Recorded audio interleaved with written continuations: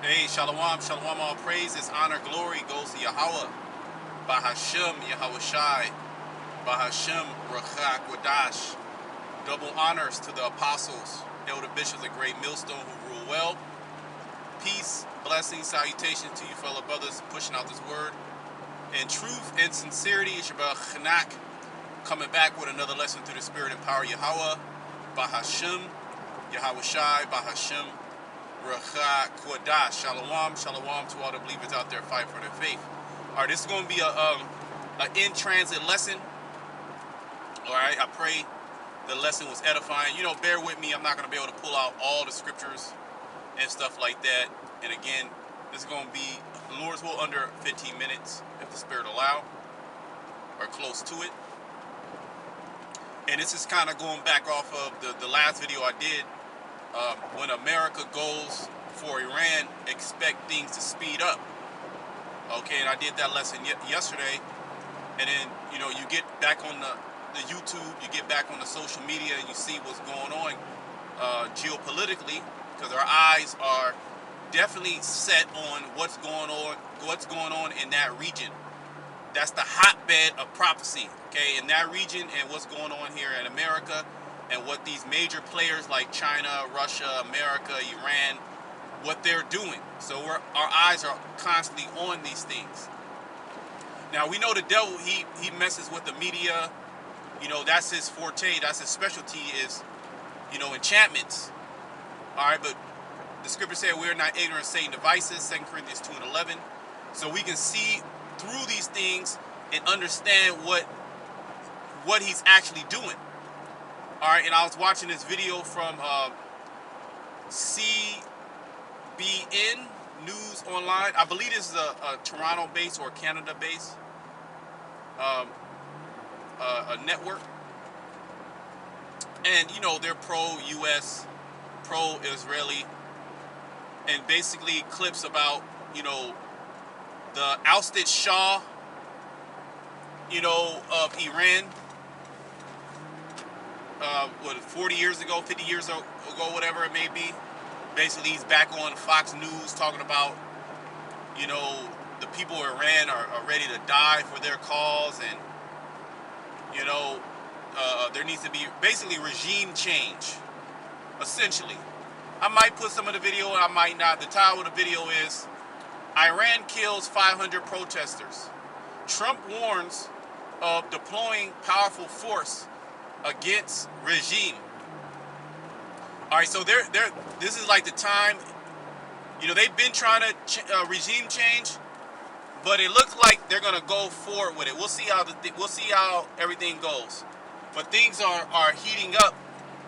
All right, and Esau believes he's getting ready to fulfill his heart's desire, which is world domination via the RFID microchip. We can't forget about that. All right, the Bishop Nathaniel also asked us to speak about these things, but that's another lesson. Which there's lesson within lessons. Elder Apostle Tar always says that. But as I was watching this, and you have the news commentators talking about, and the different talk show hosts coming on saying, you know, when the regime change happens, we need to be ready with pastors, with Bibles, with this humanitarian aid. They're going for all-out regime change, and we know that they're not going to be able to fulfill that desire. And Russia, as I spoke about in the last lesson, is going to be a guard unto them. They're not going to allow Iran just to collapse. They're more than likely they're going to come in. They're going to fortify it. All right, things are going to get real hot and heavy. All right, but I want to bring this out. This is a precept that came to mind once you know, when I was watching it. You know, wisdom shall meet us in every thought. When we look at things, our worldview is filtered through prophecy. It's filtered through the scriptures. So when we actually see something going on, let's say, for example, this Iran thing going on, what is coming into our head? Precepts, prophecies. Okay, measure thou the time diligently in itself. We understand what all this actually means. And Esau, the devil, he's going forward with his agenda. This is Job 20. I'm going to start here, but then I might go up and then read back down. Job 20 and 23. When he is about to fill his belly, see? His belly, meaning when he's about to complete his NWO. And this is a major strategic, geopolitical, all right, move that he's making with Iran. He's been trying to overthrow that area for a really long time. That gives him access to oil markets, energy, that gives him access to rare earth minerals. That cuts off also, well, he'll have control over that strait, the Strait of Hormuz. All right, and that also cuts off Russia, that cuts off China. All right, and brings American forces closer to Russia. China gets a lot of oil from Iran. All right, Russia, they have a lot of deals they make. So if they can get that region, they can cut off a lot of their enemies' ability to, function. And see, these nations, they know that, and this is why they're preparing for war. But that's what the scriptures say. Joel, the 3rd chapter, wake up the mighty men, let all the men of war draw near. Okay, when he's about to fill his belly, the Most High shall cast the fear of his wrath upon him, and shall rain it upon him while he is eating. So when Esau goes into Iran, now remember, this is all also going to be filled with them pushing our implantable devices. All right, there could be attacks here in America, grid down scenarios.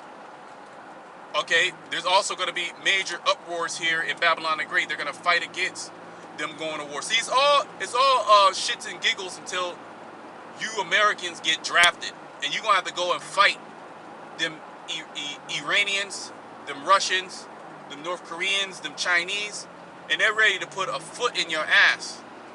All right, for what you've been doing to their economies. Give me a bit. One moment. All right, they're upset what you've been doing to their economies. All right, what's this dude gonna do? What you gonna do? All right. So when Esau, he gets prepared to go into Iran. All right, and again, he's going to do that under the disguise of implantable devices. Believe you, that's coming too as well. But they need a lot of distractions. They need a lot of chaos. They need people to not figure out what the ultimate agenda is, right?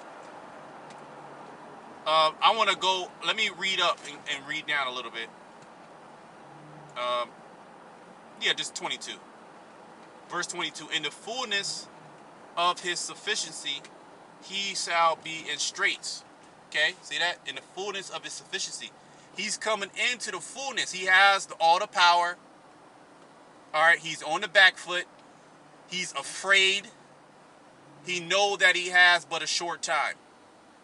The scriptures say that he shall be like a madman, sparing none. He's even shooting his own, which a lot of it is psychological operations. They are psyops. Nevertheless, that will turn out to be, hot. It's basically weapons. They're setting the precedent. All right, they're setting the stage in order for, these troops, these National Guards, these federalized police, okay, to shoot and kill U.S. citizens, just like these other regimes are doing, just like Iran. When there's major protests in Iran, what does Iran do? They open fire.